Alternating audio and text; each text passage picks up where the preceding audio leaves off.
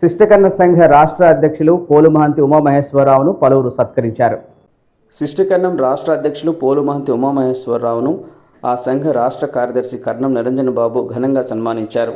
కాణిపాక వరసిద్ధి వినాయక స్వామి దర్శనార్థం కుటుంబ సమేతంగా పవిత్ర పుణ్యక్షేత్రమైన కాణిపాకంకు విచ్చేసిన ఆంధ్రప్రదేశ్ శిష్టకర్ణ సంఘ అధ్యక్షులు శ్రీ పోలుమహంతి ఉమామహేశ్వరరావును ఆంధ్రప్రదేశ్ కరణ సంఘ కార్యదర్శి అయిన కరణం నిరంజన్ బాబు సాదరంగా ఆహ్వానించి కాణిపాక వరసిద్ధి వినాయకుని దర్శనం చేయించి తీర్థప్రసాదాలు అందించి ఆలయ మర్యాదలతో సత్కరించారు.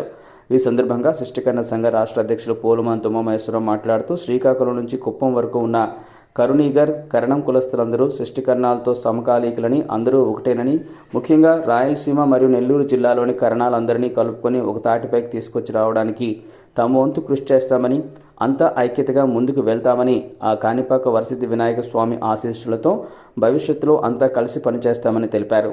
కార్యక్రమంలో కరణం శిష్టకరణం నాయకులు పాల్గొన్నారు.